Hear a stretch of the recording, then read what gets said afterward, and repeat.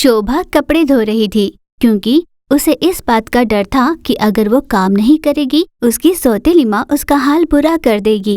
हर रोज की तरह वो रोते हुए घर का सारा काम कर रही थी। जब वो काम कर रही थी तब उसने देखा कि दरवाजे पर एक गुड़िया को गाउन पहनाया हुआ था। उसे देखकर शोभा ने कहा, अरे वाह, ये गाउन कितना सुंदर है, पर इसे इस गुड़िया को क्यों पहनाया होगा? ये सोचकर वो गुड़िया के पास गई। अरे वाह, ये तो बहुत सुंदर है, इसे मैं पहन लेती हूँ। वो ऐसा सोच ही रही थी कि वहाँ पर उसकी सौतेली माँ आ गई। अरे ओ, क्या कर रही है तू यहाँ पर, और उस गुड़िया को नीचे क्यों उतारा तूने? यूं वो गुस्से से पूछने लगी। तब शोभा ने कहा, वो दरअसल मैं देख रही थी कि इस गुड़िया को इतना सुंदर गाउन किसने पहनाया। अच्छा, ये गाउन ये बहुत समय से तुम्हारे माँ के संदूक में पड़ा हुआ था। मैंने सोचा गुड़िया को पहना देते हैं, इसलिए पहना दिया। अगर तुम्हें चाहिए तो तुम पहन लो और उसे कुछ और पहना देना।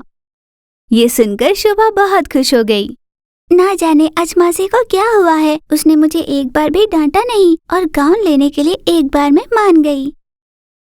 शोभा ने खुशी खुशी उस गुड़िया का गाउन उतारकर उसे कुछ और पहना दिया। उसके बाद शोभा ने घर के सारे काम निपटा लिए और नहा धोकर उस गाउन को पहन लिया। अरे वाह, ये गाउन कितना प्यारा है।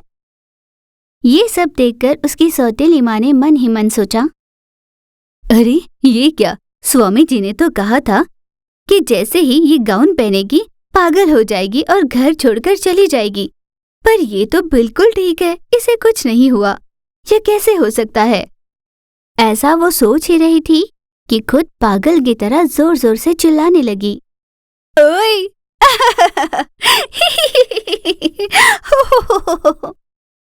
यूं अजीब अजीब तरह से हंसने लगी, जिसे देख शोभा घबरा गई।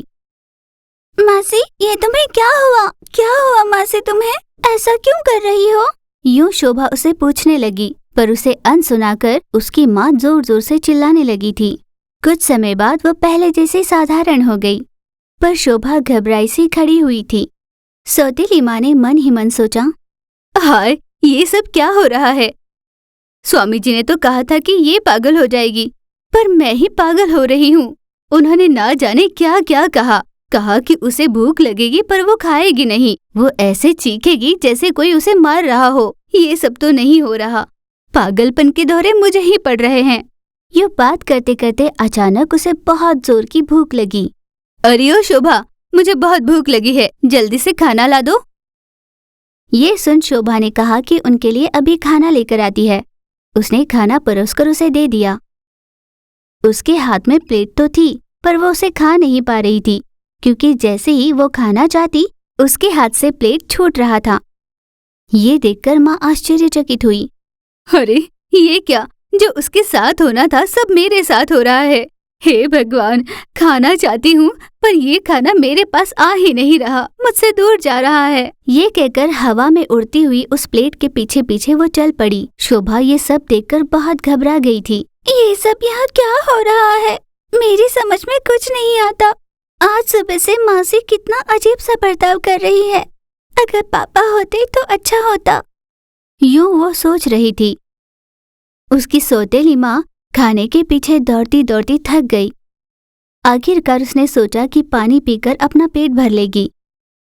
जैसे ही उसने पानी पीने के लिए ग्लास हाथ में पकड़ा, ग्लास भी उसके हाथ से छूटकर चला गया। वो अब बहुत हताश हो गई थी। शोभा, जल्दी से तू ये गाउन उतारकर फेंक दे और दूसरा पहन कर आ जा। जा जल्दी कर। भला क्यों मासी? तुमने खुद हाँ कहा था ना इस गाउन के लिए, अब मैं इसे क्यों उतारूं? नहीं, ये मुझे बहुत अच्छा लगा। आज एक दिन के लिए इसे पहने रखूंगी।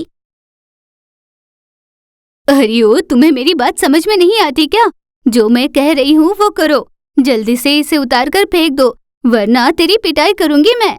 ऐसे वो जोर से चिल्ला ही रही थी कि हवा में अचानक एक डंडा आया और उस डंडे से उसके सर पर मार पड़ने लगी। वो जोर जोर से चीखती हुई कहने लगी, नहीं नहीं, मुझे मत मारो। अरे ओ शोभा, सुनो मेरी बात, खोल दो उस गाउन को। यूं वो जोर से चिल्लाने लगी।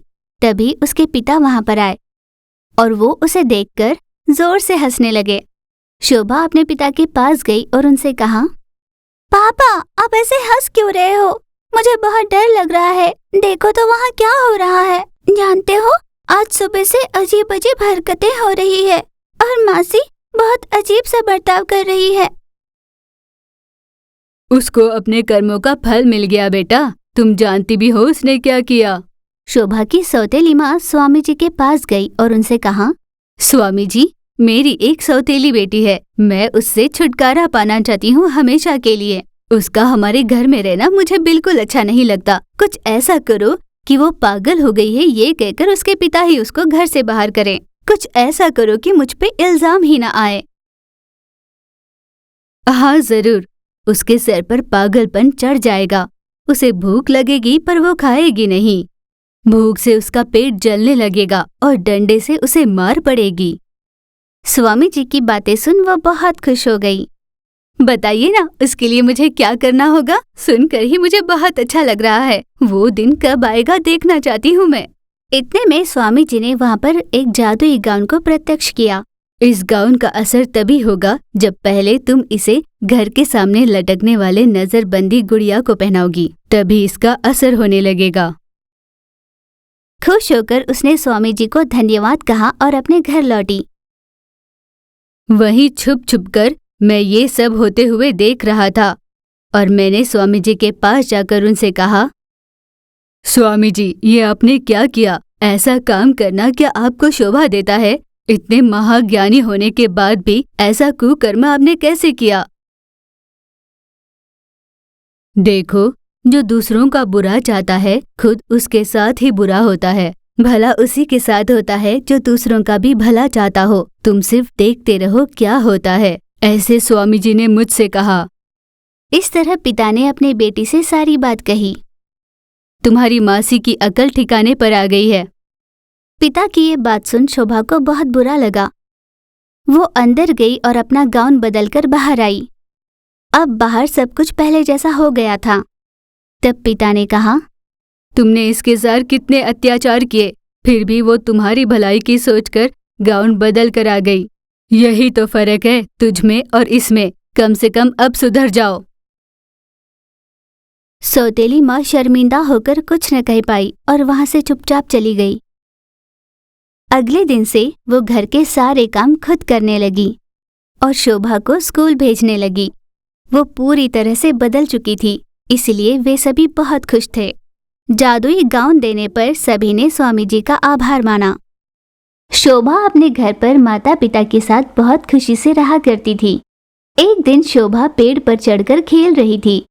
उसे देख माँ ने कहा, बेटा शोभा नीचे उतर जाओ, गिर जाओगी। नहीं माँ, मैं नहीं गिरूंगी।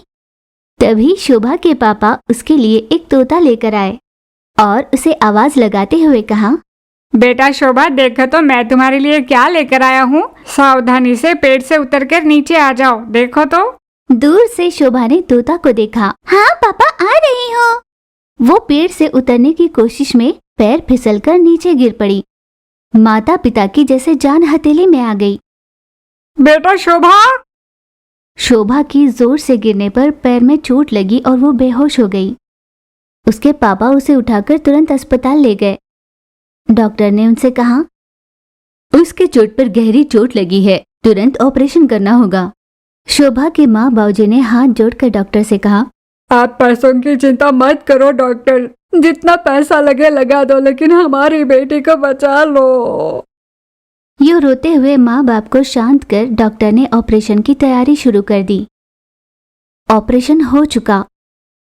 डॉक्टर ने बाहर निकलकर उसके माता पिता से कहा, ऑपरेशन सक्सेसफुल रहा, अब आपको चिंता करने की कोई जरूरत नहीं। उसके होश में आते ही उससे बात कर सकते हो।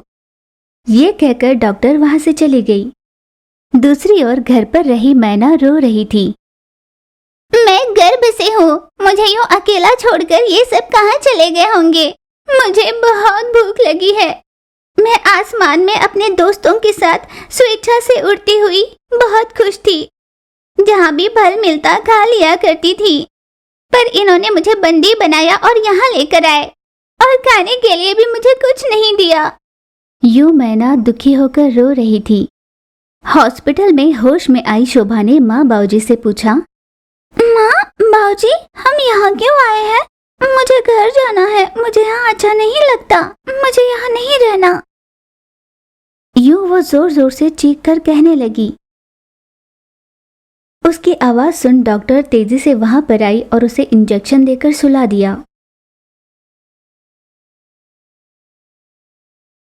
डॉक्टर साहब, मेरी बेटी को क्या हुआ? वो ऐसी बातें क्यों कर रही है? ब्रेन से संबंधित ऑपरेशन था ना, तो कुछ दिनों तक ये ऐसे ही रहेगा। बिना चुके इसे दवाइयाँ देते रहना और खाने पीने का भी अच्छे से ध्यान रखना। आपको इसका ध्यान रखना होगा। लगभग 1 महीने बाद ये पहले जैसी हो जाएगी। डॉक्टर ने उन्हें सावधानियां बताई और शाम तक उन्हें डिस्चार्ज कर दिया, जिससे वो अपने घर लौटे। घर लौटकर पिंजरे में निढाल होकर बैठी मैना को देखकर उन दोनों ने कहा, हे भगवान, इस चक्कर में हम मैना को तो भूल ही गए। इसे जल्दी से कुछ खाने के लिए दे दो। ऐसे उसने अपनी पत्नी से कहा। पत्नी तुरंत मैना के लिए कुछ खाना लेकर आई। यूं ही दिन बीतते चले गए। हर दिन तोते के लिए कुछ न कुछ खाने का आहार रख देते और उसका बहुत ध्यान रख रहे थे।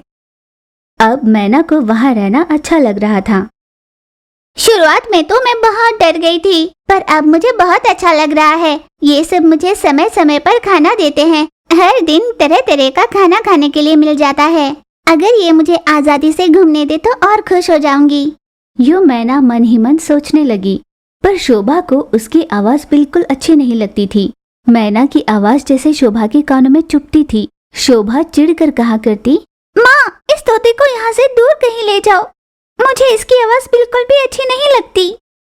माँ ने तुरंत शोभा की बात मानी और पिंजरे को उठाकर घर के बाहर आंगन में रख दिया। आंगन में काम कर रहे पिता ने ये देखा और पूछा, क्या हुआ भगवान, इस पिंजरे को तुमने आंगन में क्यों रखा?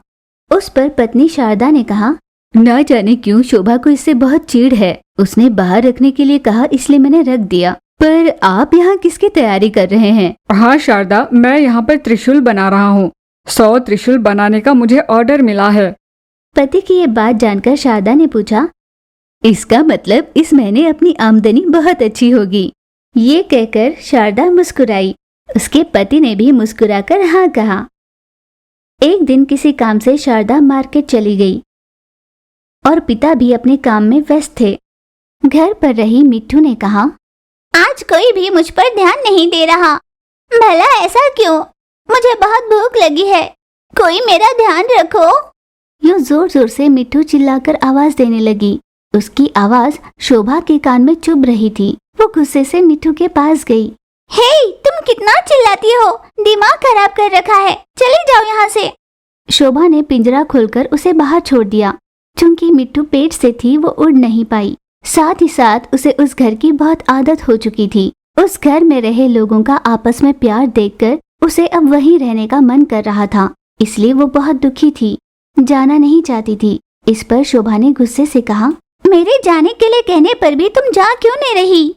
अब शोभा को बहुत गुस्सा आ रहा था। उसने चारों ओर देखा, उसे त्रिशूल दिखाई दिया। तुरंत शोभा ने त्रिशूल से उस मिट्ठू पर वार कर दिया। मिट्ठू जोर जोर से चिल्लाई, माँ! चीखने की आवाज सुन पिता दौड़कर घर पर आए। बेटा शोभा, ये तुमने क्या कर दिया? इस मिट्टू को मार दिया? वो पेट से थी। शोभा ये जानकर घबरा गई। मैंने मिट्टू को नहीं मारा, मैंने मिट्टू को नहीं मारा पापा। कहते कहते वो बेहोश हो गई।